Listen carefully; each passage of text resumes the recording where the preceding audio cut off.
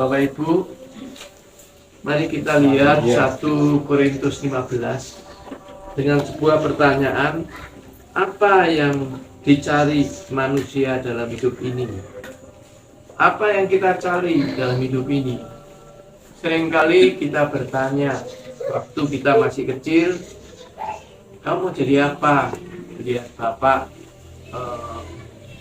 di dalam hidup setiap manusia sejak kecil sampai sekarang ada keinginan. Saya apa yang sebetulnya dicari dalam dunia ini? Kita sudah menikah, punya anak, apa yang dicari dalam hidup ini? Kita sudah punya cucu, kita sudah nenek kakek, apa yang cari dalam hidup ini? Seringkali pertanyaan-pertanyaan ini selalu muncul di dalam hidup kita. Apa yang harus kita cari dalam hidup ini? Kadang-kadang ini kita kesel, kita kerja mati-matian. Kok Tuhan kok nggak ada apa-apa? Kok kepingin ini aja loh Tuhan nggak kasih? Padahal saya loh tiap hari kerja, bangun pagi, pulang malam, bangun pagi, kerja, mati-matian. Itu lihat orang yang nganggur, cuma acaranya makan, tidur, ngobrol, makan, tidur. Kok Tuhan kasih?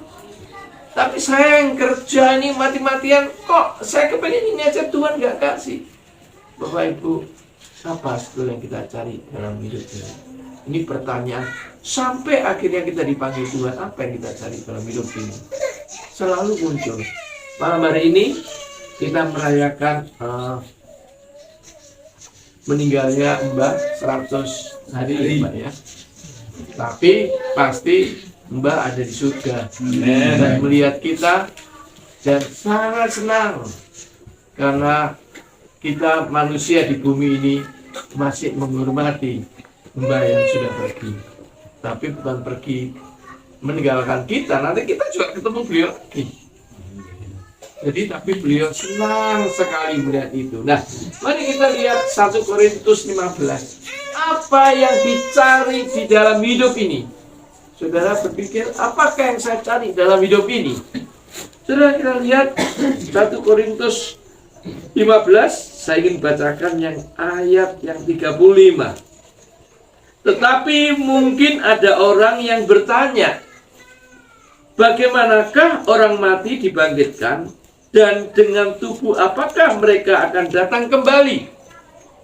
Ini orang mati, gimana dibangkitkan? Bagaimana dia datang kembali? Hai orang bodoh, apa yang engkau sendiri taburkan tidak akan tumbuh dan hidup kalau ia tidak mati dahulu. Dan yang engkau taburkan bukanlah tubuh tanaman yang akan tumbuh, tetapi biji yang tidak berkulit, umpamanya biji gandum atau biji lain. Tetapi Allah memberi kepadanya satu tubuh.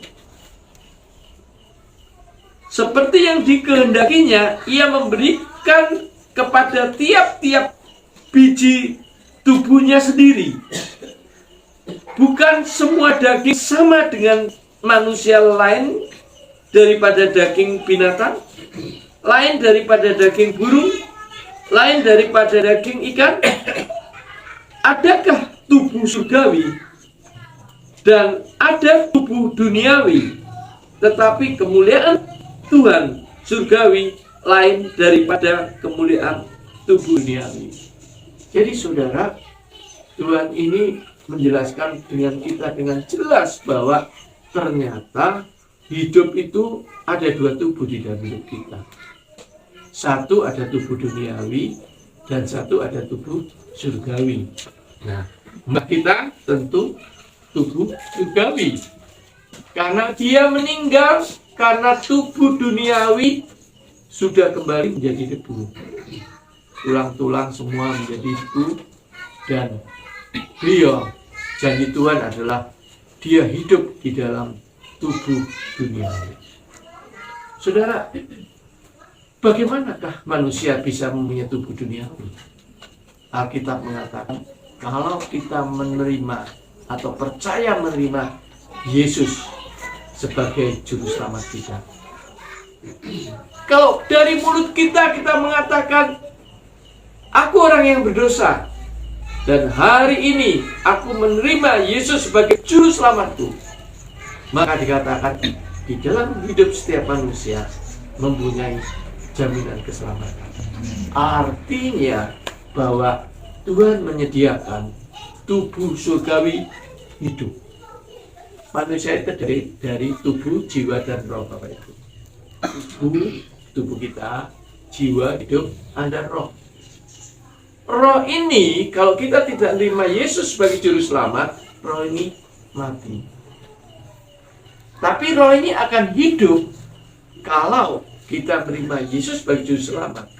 Sehingga pada saat itu juga manusia ini mempunyai dua tubuh.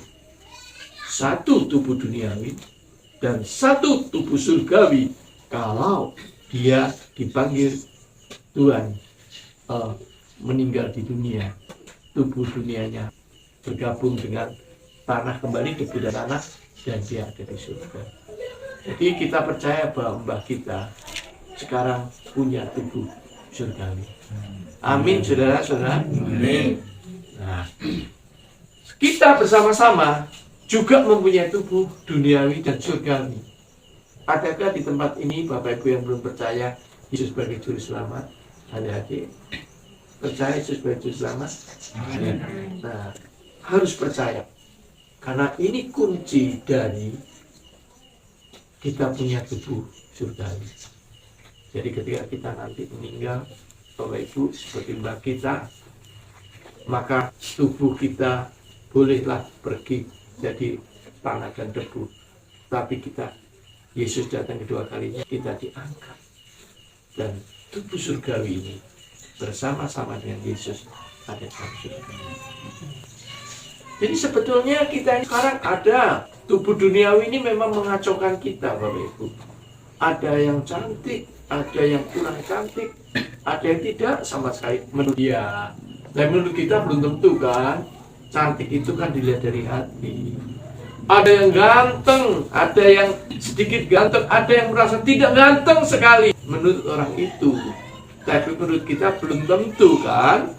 Cantik, ganteng itu dilihat dari hati.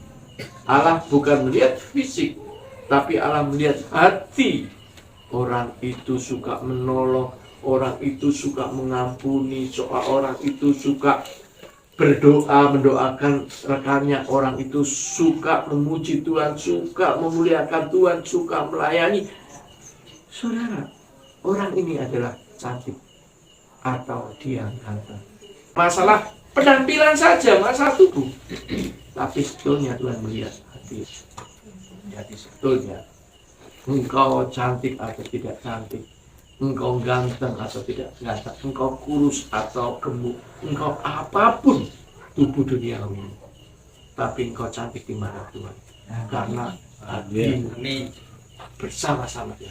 Karena sebentar lagi dikatakan kalau Yesus datang kedua kali, kalau engkau belum meninggal, kita ini diangkat.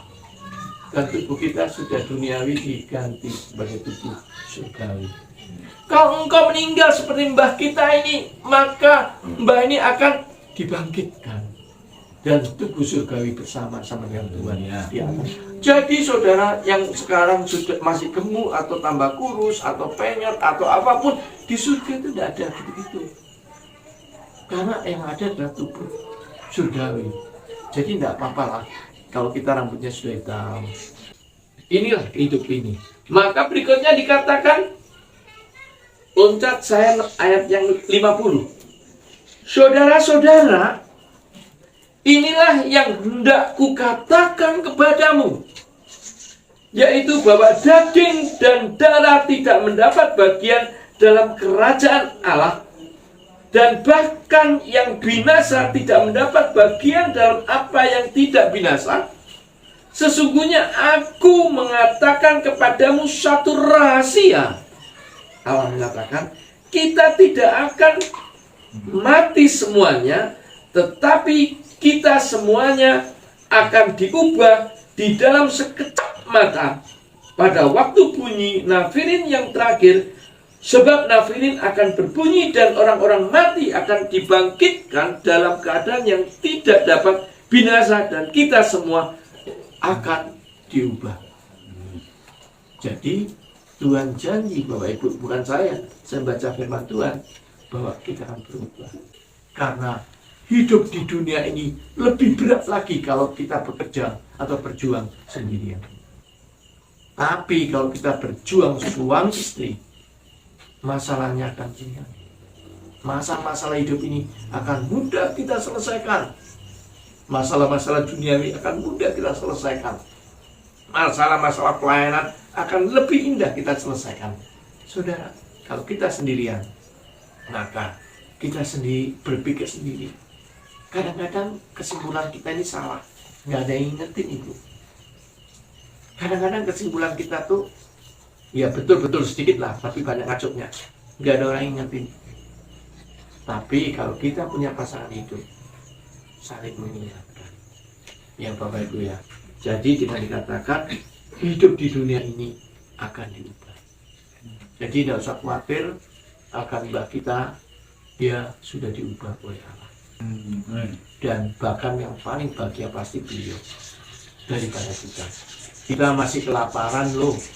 Kadang-kadang makan tidak enak makanannya ya. Aku tidak selera makan. Kadang-kadang masih bisa itu.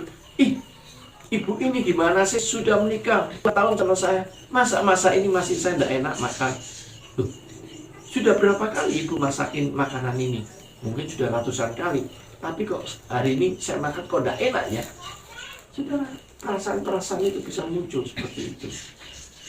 Sehingga dikatakan dengan jelas bahwa kalau kita ada berpasangan, maka semua persoalan hidup ini diselesaikan. Marilah saudara, jangan berpikir sendiri dalam menghadapi masalah ini, terutama di dunia ini. Urusan anak, urusan suami, urusan istri, urusan pelayanan, berpikirlah bersama-sama istri, suami, atau anak kita. Karena anak ini kelihatannya umurnya baru 17, tapi sebetulnya pandai, sudah dewasa untuk berpikir. Anak ini kelihatannya umur 15, tapi karena dia pandai untuk berpikir. Jadi sebagai orang tua, kita alangkah baiknya kita bisa diskusi dengan anak-anak kita. Diskusi dengan anak-anak kita, memecahkan masalah bersama-sama. Saudara, masalah di dunia ini akan semakin ringan. Jadi jangan ragu-ragu untuk bicara dengan anak-anak kita. Seringkali kita ini mengabaikan keluarga kita sendiri, istri, suami, anak, atau orang di sekitar kita. Mari pada malam hari ini kita coba lihat kembali keluarga kita lihat. Nanti kalau sudah dipanggil Tuhan, kita nyesel kadang-kadang. Kok dulu kalau ada mbah, sekarang tidak ada mbah, kok jadi berantakan begini, kok selalu nyesel. Tapi waktu mbah hidup, kecuekan. Nah ini saudara, manusia memang seperti itu, tetapi tidak apa-apa, semuanya sudah berjalan. Tuhan punya rencana bagi setiap manusia. Kalau sekarang mbah ada di surga, itu Tuhan punya rencana untuk mbah. Dan kalau sekarang mbah sudah pergi, sudah ditinggalkan oleh mbah, Tuhan punya rencana untuk saudara-saudara yang ditinggalkan oleh mbah. Dan tugas kita tangkap rencana Tuhan itu apa? Tuhan, rencanamu untuk hidupku ini apa? Tangkap dan pegang erat-erat, jangan dilepaskan. Itulah kekuatan hidup kita yang ada di bumi. Yang terakhir, saya ingin membacakan ayat berikutnya. Nah, apa yang kamu cari dalam hidup ini? Apa yang kamu inginkan dalam hidup ini? Seringkali orang mengatakan, aku ingin jadi orang yang kaya. Kalau orang kaya ya kamu kerjalah. Kerjalah kumpulin uang. Kalau dapat uang 10, tabunglah. Keluarkan 1 lah, tabung 9. Simpan, tabung, keluarkan 1, tabung 9. keluarkan 1, tabung 9. Belajar ngiritlah. Keluarkan 1 saja, tabung 9. 1 tabung 9 terus. Lama-kelamaan kita punya uang banyak. Tapi kalau kita punya uang banyak untuk apa? Untuk beli ini, beli itu. Sekarang itu uang itu tidak ada harganya. Saudara, ini kita ini dekat dengan Tuban kan ya? Nah, dulu kan masih ingat kan tanah yang di Tuban yang digusur oleh Pertamina, semua kan diganti rugi banyak. Wah, itu sampai satu kampung beli mobil semua. Sampai itu terkenal di mana-mana loh, Bu. Mobil mahal-mahal kok. Sekarang Ibu lihat Bapak, pasti Bapak Ibu lebih tahu daripada saya. Bagaimana kelanjutannya? Apakah dia masih megang uang banyak? Banyak sudah hilang. Mobilnya juga sudah mulai banyak yang dijual. Tidak ada gunanya kita punya uang. Sekarang tanah sudah tidak ada, rumah tidak ada, mobil juga sudah dijual. Tapi ada yang beruntung, dia punya uang, uangnya dibelikan tanah kembali, rumah kembali, dan dia bisa mengirit uangnya, bisa punya mobil, punya tanah. Tapi kalau dia tidak kerja, bagaimana dia punya uang? Apa yang kau cari dalam dunia ini? Orang selalu mengatakan, aku ingin kaya. Kalau ingin kaya, kerja keras. Kumpulkan uang, simpan uang sebanyak-banyaknya. Tapi satu lagi pertanyaannya, apa yang kau cari di dalam dunia ini? Aku ingin melayani Tuhan. Hidup itu cuma ada 2 pertanyaan. Mau menjadi orang kaya atau mau melayani Tuhan? Mau orang kaya atau melayani Tuhan? Apakah melayani Tuhan akan tidak bisa jadi kaya? Siapa bilang? Saudara, Tuhan itu sayang kepada anak-anaknya. Sehingga Tuhan itu memberi fasilitas yang begitu banyak kepada anak-anaknya. Cuma anaknya itu bandel, tidak mau ambil. Dia tidak mau ambil. Anak itu bandel. Sudah dikasih fasilitas pertama adalah apa? Tuhan memberkati anaknya. Tuhan memberkati anaknya. Berkat itu ibaratnya air itu mengucur di keran itu, saudara. Keran kalau saya nyalakan, air terus mengucur. Kalau saya mau basah, saya harus berdiri di bawah keran. Lalu saya basah. Tapi kalau saya tidak mau basah, saya harus berdiri di tempat lain, tidak di bawah keran. Sehingga saya tidak basah. Bapak Ibu kasih dalam Yesus Kristus, kita diberi anugerah oleh Allah, hidup diberkati oleh Allah. Tetapi kita mau nerima atau enggak? Banyak orang yang tidak mau nerima diberkati oleh Allah. Dia tidak mau berdiri di kucuran air itu, sehingga dia tidak basah, dia tidak mau hidup sama Tuhan, dia tidak mau persekutuan dengan Tuhan, dia tidak mau melakukan segala sesuatu karena Tuhan. Dia meninggalkan Tuhan. Dia pikir bahwa orang yang meninggalkan Tuhan akan diberkati. Maka dia tidak diberkati karena dia meninggalkan Tuhan. Kalau dia tidak diberkati, jangan komplain. Segala sesuatu yang dihadapi di dalam dunia ini, lalu saudara mengatakan, Tuhan kenapa kok nggak kamu wujudkan? Apa ini kenapa nggak kamu laksanakan? Kok nggak kasih kamu ini? Kenapa? Lihat dulu, kamu ini diberkati atau enggak? Kalau kita semua adalah hidup bersama-sama dengan Tuhan, terus bersama-sama dengan Tuhan, hidup kita diberkati oleh Tuhan. Berkat itu ada 3, saudara. Satu adalah berkat keselamatan. Ketika kita menerima Yesus sebagai Juru Selamat, namanya berkat rohani, berkat keselamatan. Kita diberi jaminan keselamatan. Kedua adalah berkat jasmani, berkat materi, berkat uang, berkat kesehatan, umur panjang. Ya, jasmani tubuh kita ini diberkati oleh Tuhan. Ketika berkat iman itu kita hidup terus bersama Tuhan. Kita ini punya kesetiaan melayani Tuhan atau ibadah, punya kesetiaan. Tapi kadang-kadang kita tuh menolak, hari Minggu tidak mau lah saya ke gereja, untuk apa, malas saya lagi malas, tidak usah. Kita nih, pengaruh setan itu mempengaruhi kita sehingga kita tidak mau setia untuk melayani Tuhan, ikut bersama Tuhan. Tapi sebenarnya Tuhan telah memberkati kita.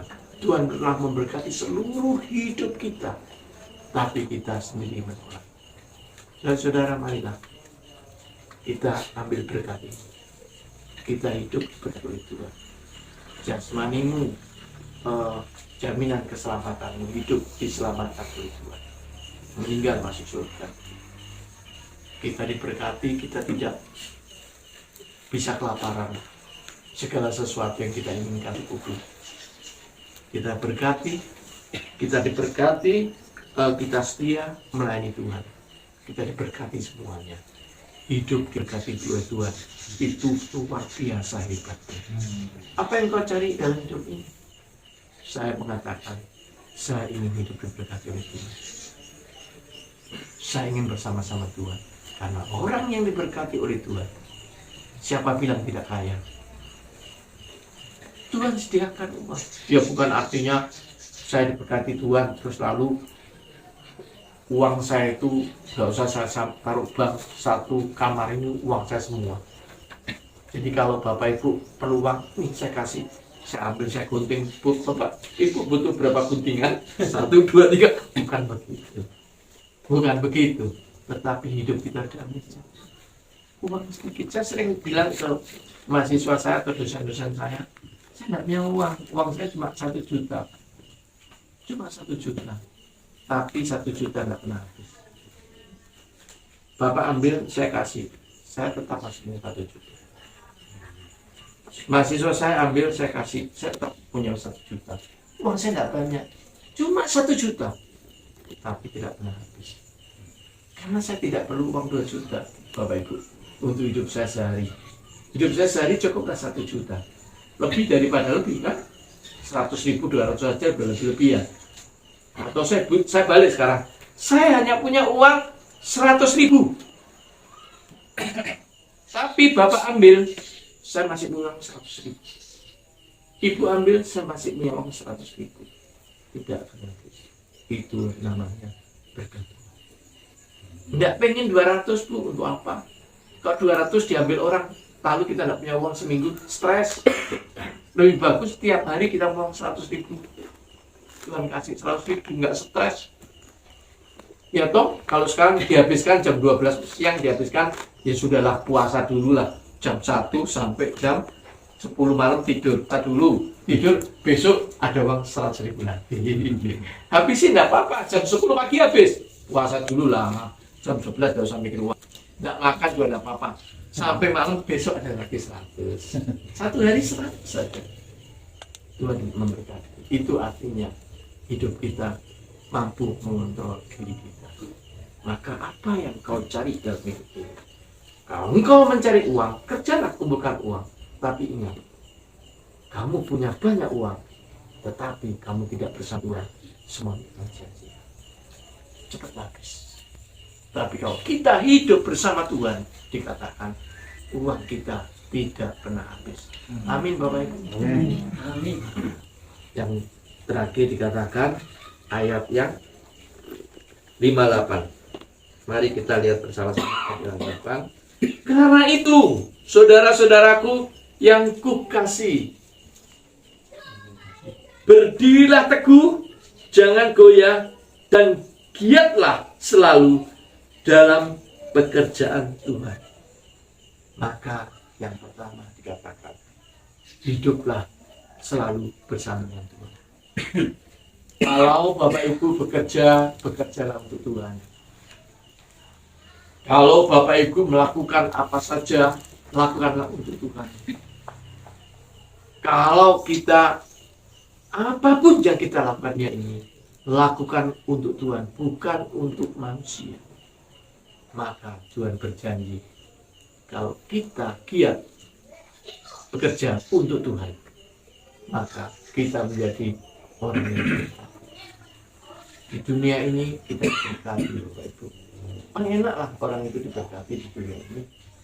Daripada kita kaya, besok kita miskin, besok kaya lagi, besok kita miskin. Nggak tahu kan yang indah di dalam dunia ini selama kita hidup di dunia. Marilah kita giat bekerja untuk Tuhan. Itu sesuatu yang luar biasa. Yang kedua, kalau kita hidup di dunia ini, apa yang harus kita lakukan? Maka yang kedua dikatakan, sebab kamu tahu bahwa dalam persekutuan dengan Tuhan, jerih payahmu tidak akan sia-sia. Saudara, persekutuan bersama kita bersama malam hari ini, saudara bersama-sama di tempat ini, tidak akan sia-sia. Saudara duduk, mendengar, menyanyi bersama, mendengarkan firman Tuhan, melihat diri kita berjanji supaya semakin kuat bersama Tuhan. Ini tidak sia-sia, karena Tuhan melihat hati manusia, bukan melihat penampilan manusia. Jadi saudara, biarlah Mbah di surga, sudah di surga. Apa saudara yang mau ikut nyusul Mbah di surga? Apa ada yang kirim kopi? Kalau Mbah minum kopi enggak ya? Saya kasih Mbah ini belum ngopi loh, malam ini jangan saya mau kirim kopi ke Mbah. Ada yang mau kirim kopi? Saudara nggak balik di dunia loh ya. Langsung naik sudah, nggak balik-balik. Ada yang mau? Lupakan, Mbah sudah bahagia, Mbah sudah hidup di surga, dan kita berterima kasih pada Tuhan. Tapi yang penting kita hidup di dunia ini. Mari kita hidup di dekat Tuhan. Mari kita bekerja demi Tuhan dan terus hidup dalam persekutuan dengan Tuhan. Karena semuanya ini Tuhan mengatakan apa? Jerih payahmu tidak akan sia-sia.